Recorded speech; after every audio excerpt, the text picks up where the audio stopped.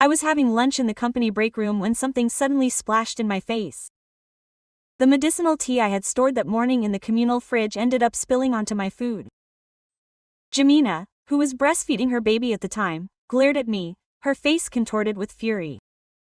"Who gave you permission to put that disgusting filth in the fridge, Elena?" she snapped. "I warned you 1,000 times. The company fridge is only good for my son's milk, nothing else. Who knows what filthy disease your cheap concoction is trying to cure? If something happens to my baby, your lifetime salary won't even begin to pay for it."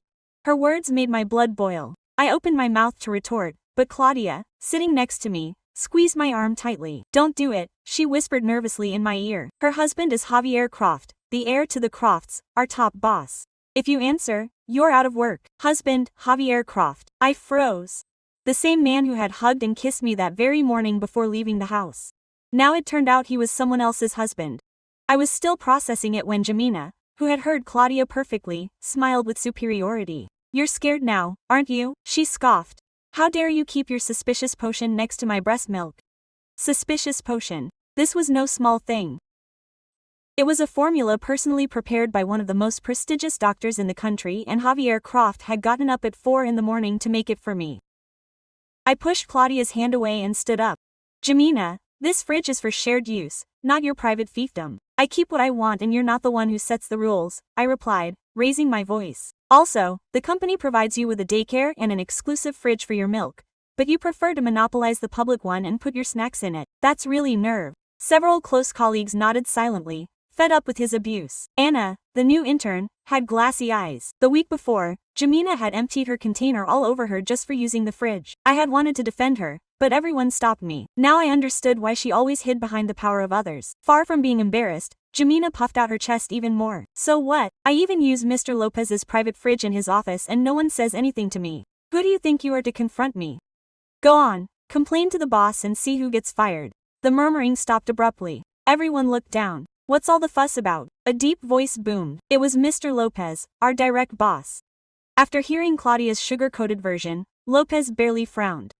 Not a word of reproach to Jemina. He turned to me with an annoyed face. "Elena, please don't be dramatic. Jemina's situation is special. You'll be a mother too one day. Can't you show a little empathy? Look, make it easy. Apologize to her and give her $2,000 for the inconvenience. Case closed." I almost started laughing. "Seriously, she's asking me to apologize and pay her on top of it, boss?" Her face darkened. She motioned to her assistant. "Lucas, get her out of here." Lucas took me aside and whispered to me in anguish. "Don't be stubborn, Elena. You don't want to make enemies with her. Her husband is Javier Croft. The boss spoils her just to please the family." I let out a bitter laugh. "And how are you so sure that Javier Croft is her husband?" Lucas showed me his cell phone. Jemina had been uploading luxurious photos, designer handbags and jewelry accompanied by an elderly couple for a month. Another day full of pampering. How lucky I am to have in-laws who adore me so much. They were, without a doubt, Javier's parents. I was speechless. I called Javi without an answer. Just then, Jemina received a call, grabbed her bag and ran out. Claudia explained to me that something was wrong with the baby. As horrible as Jemina was, the child was not to blame. At 3 in the afternoon, there was still no news of Javi. Suddenly, the business group exploded. Jemina had uploaded a photo of the baby's cheek with an almost imperceptible red dot in the text.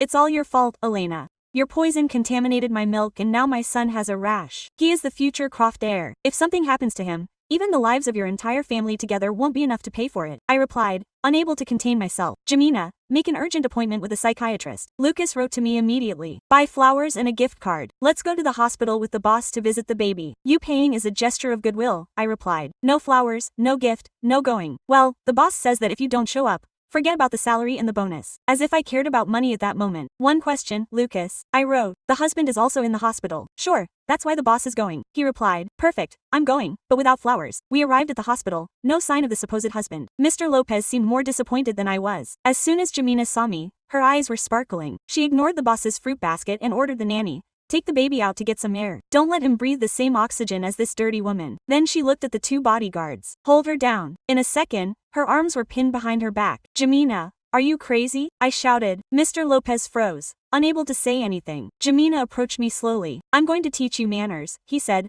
slapping me across the face with a smack that burned my cheek. "This is for being smart in the group," he added. I turned my head slowly. "Do you really think you're going to get this for free?" Just then my phone rang on the screen. "Husband." Jemina snatched it from my pocket with a sadistic smile. She called Lucas, whispered something to him, and he put it on speakerphone while a bodyguard covered my mouth.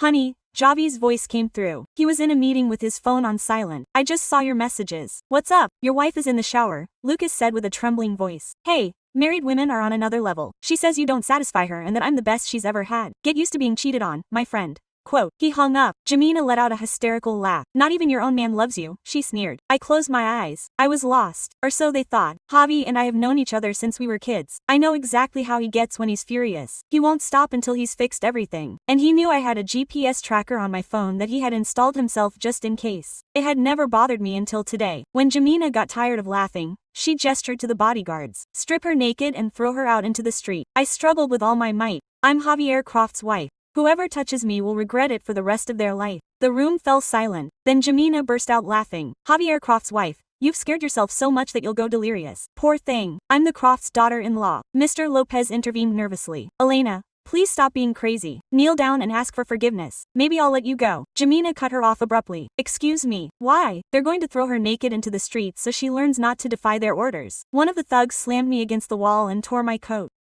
I fought tooth and nail, but they were too strong. Amidst the chaos, a deep, cold voice pierced the room like thunder. Stop. Everything stopped. The bodyguards froze. Jemina's hand, which had already reached for my neck, hung suspended in midair. It hung in the air for an eternal second. No one breathed. Even the beeping of the monitors seemed muffled. Then the door opened fully. Javi appeared in the frame, tall, calm, wrapped in a black suit that absorbed the light. The rain still glistened on his shoulders, as if the storm had escorted him inside. His eyes swept the room once, taking in everything.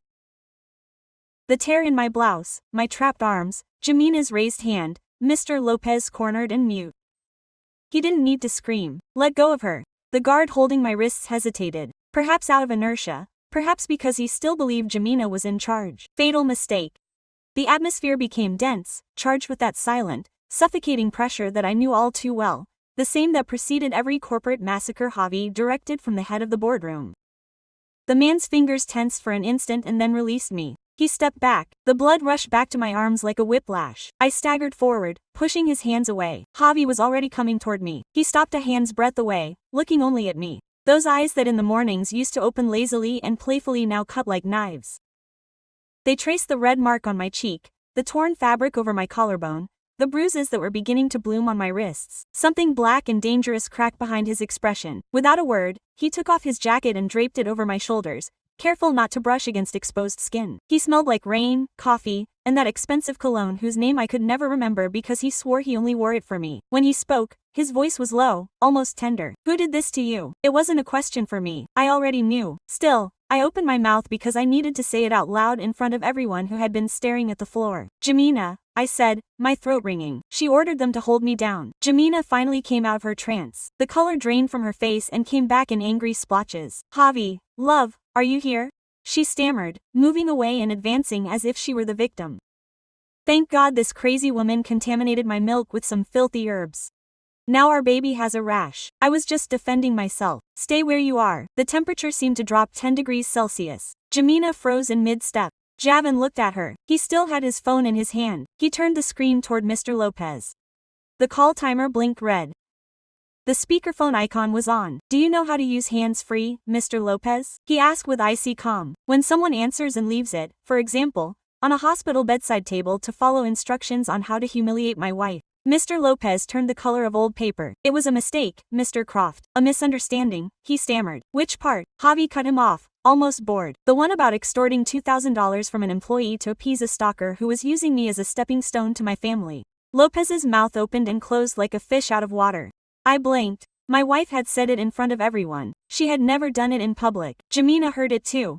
She turned her head to me and then to him. Woman, she drowned. What are you talking about? I am your wife. Your parents adore me. They treat me like a daughter. Everyone knows that. Look at my photos, my posts. That's precisely why I'm here, Javi said. He finally looked her in the eye. The easy charm, the loose smile that fooled shareholders. All was gone, only calculated ice remained. Jemina, do you remember the Croft Foundation charity gala last month? Of course, she replied quickly, relieved. Your mother invited me personally. She was delighted. Her future self wasn't concerned about the health of her children. We even took pictures together. I published them, didn't I? He repeated. That's what you wrote. And it's true, she insisted. I've been to your family home. I've been given things as gifts. The door opened again. This time the room didn't just go silent, it seemed to sway. Mrs. Crawford entered first, slim, immaculate, in a tailored coat, her silver hair pulled back in a bun that had silenced entire boardrooms. Mr. Croft followed her, escorted by two lawyers I knew very well. I'd seen them ignore me at dinners and parties while pretending I didn't exist. Now they were both looking directly at me. Mrs. Crawford's gaze lingered on the jacket draped over my shoulders, on the mark on my face. Something like remorse crossed her face before she controlled it. She turned to Jemina. You, she said simply. Jemina brightened and took an eager step forward. Auntie, she crooned. I knew you'd come as soon as you found out about the baby. This woman, recognition flashed across Mrs. Crawford's eyes, followed by icy contempt. I remember you perfectly. She cut her off in a voice that cut like glass. You crashed the gala with the catering staff. You waited for my husband and me to pose with the donors and you slid into every photo. Our press team spent a week retouching images. Evidently they missed a few. One of the lawyers stepped forward, opened a leather folder, and spread glossy photos out on the coffee table. There was Jemina in every one, glued to the Crofts like glue, grinning triumphantly. On her cropped ankles, she could see the volunteer credentials she had hidden under her hair. Jemina looked at the photos, then at her phone. The realization came to her slowly and devastatingly. No, you invited me, we talked. You flirted with my assistant, Mr. Croft interrupted with disgust. He rejected you. You chased him for 3 blocks. We filed a complaint with security. The lawyer closed the folder with a soft click. Ms. Hall, he said, pronouncing her full name like a sentence. This is your formal notification. The Croft family has filed charges for identity theft, defamation, and misuse of image for personal purposes. We have evidence that you used these false connections to pressure your employer and colleagues. We have a recording of this assault as well. She raised her phone slightly. I looked at Lucas. He couldn't meet my gaze. His hands trembled around his own phone. He kept recording secretly, the red counter ticking. Guilt and something else warred on his face. He had been afraid, yes, but he hadn't stayed still. For once, someone had done more than mumble. Don't cause trouble. Jemina's facade crumbled. She looked from the Crofts to Javi to me to the door. Assault, she repeated with hysterical laughter. I was protecting my son. She poisoned my milk. Look at the rash. A rash is a mild heat rash, Mrs. Crawford said coldly. The jar of herbs was sealed and kept away from the bottle. What's not right is ordering men to undress another woman in a hospital room. That's not protecting your child, that's violence. The word hung in the air, violence. We all flinched a little at the clear sound. Mrs. Crawford's gaze returned to me. For a second I saw the woman who had once told me, in a voice like broken diamonds, that marrying her son would ruin her life. Elena said quietly. The doctor who made that remedy is on the board of our foundation. It was formulated for your anemia and the stress of the last trimester. If we'd known you had to beg for space in the break room fridge to store it, this would have been fixed sooner. A bitter, awkward laugh rose in my chest. Fixed how? I asked before I could bite my tongue, pretending I didn't exist a little louder or inviting the imposter who did. Charity events while I devoured a sad cafeteria plate all alone. The words came out in a whisper, but they fell like lead. Mr. Lopez shrank until he almost disappeared inside his suit. Claudia held her breath. Even Lucas looked as if he wished the floor would swallow him. Javi's fingers barely grazed my elbow. A voiceless plea. They didn't say it now, but it was precisely now. For the first time all day, I didn't swallow the fire that had been stuck in my throat. I was sick of swallowing it all. At the office, at home, at dinners with her parents. Always. When the police officer appeared in the doorway, summoned by hospital security, the lawyer immediately handed over his folder and cell phone. The officer spoke calmly, professional. Jemina, he protested, then broke down. Then he shouted that we were all going to regret it. The bodyguards ended up handcuffed and taken out with her. I remained very still inside Javi's jacket, the thick fabric wrapped around me, my cheek still burning from the slap. I should have felt triumphant. All I felt was a huge hole. The baby's faint cries filtered down the hallway as the nanny rocked him, unaware of the disaster his mother had caused. For a moment my chest ached. It wasn't his fault. He hadn't asked to be born amidst lawsuits, headlines, and adults using him as an excuse. It was always us adults who messed everything up. When the police officers left with Jemina and her men, the room began to empty out. Nurses, onlookers. Even the nanny and the child were moved to another wing. In the end, it was just us. Me, Javi, his parents, Mr. Lopez, Lucas, and Claudia, who seemed to want to melt into the door. Mr. Lopez finally understood which way the wind was blowing. Mr. Croft, he stammered. I had no idea she was making all that up. If only I had known it wasn't really his. I mean, my priority has always been the company and of course, his family. I apologize for any inconvenience, ma'am. Miss Elena. He didn't even know how to address me. His eyes were begging me for mercy, for me to intercede as I had done so many times before. For years I would have been the mediator, the sensible one, the one who said, let's not destroy anyone's life over a misunderstanding. But I had seen him stand still while two gorillas held my arms and his boss crossed my face. I had heard him order me to kneel and beg for forgiveness. She wasn't shaking for me, she was shaking for losing her VIP pass to power. It wasn't just an inconvenience, I said quietly. She tried to pressure me into paying $2,000 to appease a person who had been harassing the entire staff for months. She allowed food to be dumped on me in front of an intern. She told everyone that my work was worth less than her dream of sucking up to the Crofts. Lopez opened her mouth. I raised my hand, and to my surprise, it fell. The worst part, I continued, is that if I were just Elena, an ordinary employee whose husband didn't control the company's biggest client, you wouldn't be apologizing now. You'd be telling me to understand how hard it is to be a mother and making me sign a reprimand.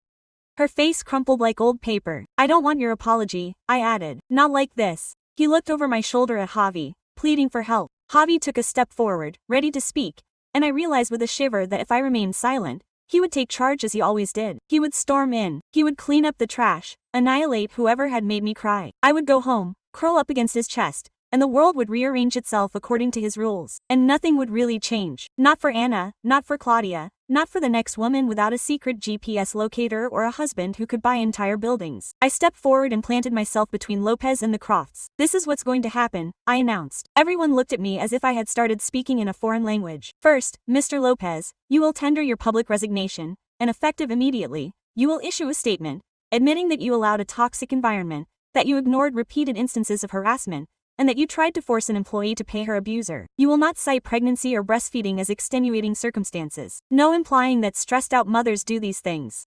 His Adam's apple bobbed. I will never work in this industry again. I mumbled. It's not my problem, I replied. You created it. You own it. I turned to the Crofts. Second, your corporate group will commission an independent, external audit of the workplace culture at every subsidiary, starting with ours. You will fund proper lactation rooms and separate refrigerators, as required by law, and you will train managers to resolve conflicts like adults, not like sycophants chasing a name. Mr. Croft frowned, opened his mouth, and third, I cut him off. My voice was firmer than I felt. You're doing all this not because your daughter-in-law demands it, but because it's the least you owe to the people whose salaries pay for your mansions and charity galas. The silence was so thick you could almost cut it. Then, from the doorway, Claudia stepped forward. I've got your back, she said, her voice shaky but audible. The lunches on the floor, the threats, like the Mr. Lopez kept saying that Jimena was special. Anna will be special too, as soon as she stops crying enough to talk. Lucas swallowed. I have proof, he whispered. Messages from Jimena bragging about using the boss's fridge, saying he would never dare stop her. A video of today's break room was being sent to the anonymous address of the Croft Group's ethics line. He didn't know it was going straight to the family. He looked at Javi, guilt and fear fighting on his face. Javi's jaw tensed. It is, he said dryly. Mrs. Croft hadn't opened her mouth the entire time. Now she let out a slow breath as if she had been holding it for years. Okay, Mr. Lopez said. You will draft your resignation tonight. We will approve the text. An external consultant will conduct the audit. The foundation will fund the facilities and compliance. Mr. Croft frowned again, but remained silent. The lawyer was already taking out his tablet to take notes. I should have felt elated. Instead, the emptiness inside me gaped because none of this erased the fact that these people had only started to care when my value went from expendable employee to public issue, and part of the blame was mine. I had accepted that our marriage would remain hidden so as not to upset Javi's actions or his parents' sensitivities. I had laughed off the GPS tracker because it was protective. I had told myself it was romantic when I said, as long as I know where you are, I can always come looking for you, and I had ignored the knot of unease in my stomach. If I kept turning a blind eye, I would never stop needing someone to come and rescue me. Javi said quietly, his hand brushing my shoulder. Let's go home. You need to rest. We'll talk about the rest tomorrow. Home. The word used to be heat. Now it bounced off the hollowness and sounded like a cage. I turned to him. Up close I could see the small crease between his brows, the one that only emerged when he was truly distressed. Her hand hovered beside my arm, careful, as if she feared breaking me. I'm going to take some time, I said. Her eyes flew open. From what? Work. We'll fix it. I gestured vaguely from all of this to expensive coats, designer shoes, and the invisible weight of her corporate parents. From being your secret, your weak spot, and your GPS signal on a map. She flinched as if I'd slapped her. Elena whispered more softly. I came as soon as I found out. I know, I interrupted. You always come. That's part of the problem. I don't want my safety to depend on how fast you drive or how angry you get. I want to know that if I were just another woman in that break room with a normal husband and a normal paycheck, I'd still be safe. Her throat worked. That's why we're going to fix it. I'm not asking you to fix it. I said, I'm asking you to let me go if that's what I need. The words scared even me. Him too. I saw it in the way his mask cracked for a second, revealing the boy I had fallen in love with years ago. I had grown up protected by an empire that he wore like an impossible armor to remove. Are you really leaving me? He whispered as soon as he was heard. That question cut through the silence like a knife and hit the part of me that still held the warmth of his hands wrapping around mine on frosty mornings. His laugh when the pancakes were irreparably burnt, the way he watched me sleep after that last sleepless night, as if I were something so delicate that he didn't know how to hold without breaking. I closed my eyes for a second. I'm not filing for divorce, I said. Today I'm just asking for space to breathe. He made a sound that could have been a laugh if I weren't so devastated. I need to get away for a bit, I continued. From your parents at Croft Group. From being Mrs. Croft only when it suited everyone else. I'm going to use some of the money I insist on in that account I never touch and go live on my own for a while. I'll find a job where the boss doesn't consider labor laws mere window dressing, where no one knows who I'm married to. You never have to work, she said in a low voice. I know, I replied, but I want to. Mrs. Crowford shifted behind her as if to intervene. Then she decided to keep quiet. For the first time, she was silent. Javi stared at me, searching my face for any sign that I was bluffing.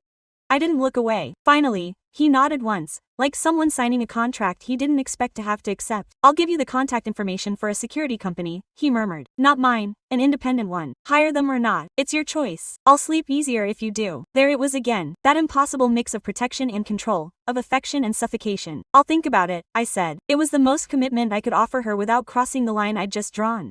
He seemed about to argue. Then he closed his eyes for a moment and took a step back. Okay, he said. Okay, go as far as you need to. I'll still be here when you decide what you really want. It wasn't a promise of change. Not yet, but it wasn't a threat either. And that was enough for me for now.